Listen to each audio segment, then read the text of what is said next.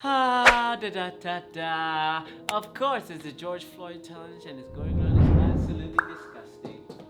Well, I'm not gonna lie, everybody. This episode was going to be a little different because, of course, there's a huge elephant in the room that needs to be addressed. Where do we begin?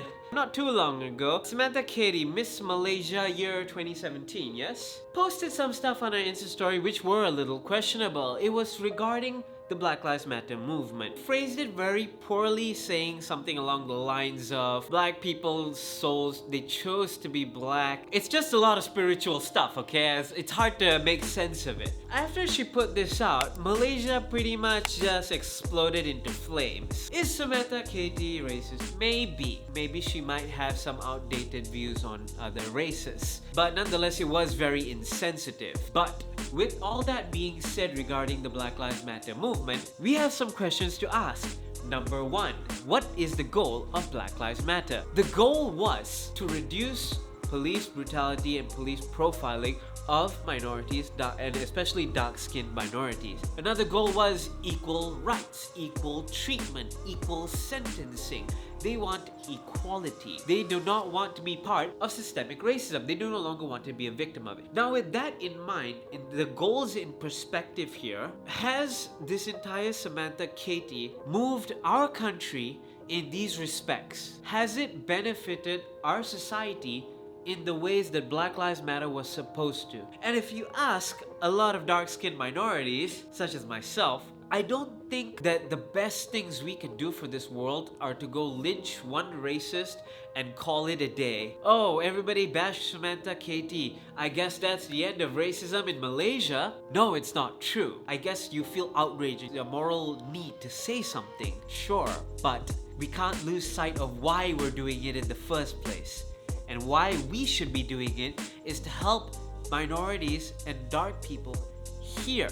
And in that respect, we have certainly not done too much. Ask any African person you know in this country how much racism they've faced from our fellow Malaysians, from us. It's cool that we can point out at people and criticize, but at the same time, there needs to be a measure of looking into the mirror, seeing ourselves, and correcting things wrong with ourselves. Personally, especially, I feel like Malaysia has this colonial hangover that we have yet to shake ourselves free of. Because I see it in Malaysian behavior, in our behavior. I've been told by some African friends of mine that straight up, when they've walked up to people and asked for directions, they ran away. But I've seen a white foreigner come and ask for directions, and suddenly I don't even recognize this Malaysian. They act so differently, and they're extremely nice. What is with the difference in the treatment here?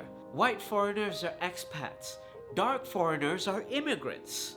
What is the distinction here? What I'm saying is that in our own cultures, whether we're Malay, Chinese, or Indian, all of our cultures are guilty of having this element of anti-blackness in it. Ask Indian women. Ask the things that they've been told, even by their own moms at times. You're too dark. No one will marry you. Don't go and play in the sun. Being dark, it doesn't make you beautiful. So it's in our culture, the fact that we want to do this and point at everybody else seems a little hypocritical to me. I think most people would agree when I say racism starts in the cozy small circle first. It starts in places like family. And this is a very tricky and sticky conversation to navigate. Everybody has that one racist uncle. And in Asian culture, you're told not to talk back to your elders and your parents. But what do you do when it's your elders or your parents who are the ones propagating that kind of mentality? Well, friends, a time for a very, very difficult conversation has to happen. And that conversation is happening right now too. All around the world, all across America right now, white families are sitting down with their kids. They are actively saying, no more sheltering them. We have to be open and honest with what's going on so they know and they are better equipped in the future to make sure this doesn't happen again. A brighter future for me, for you, for the kids who are being born today.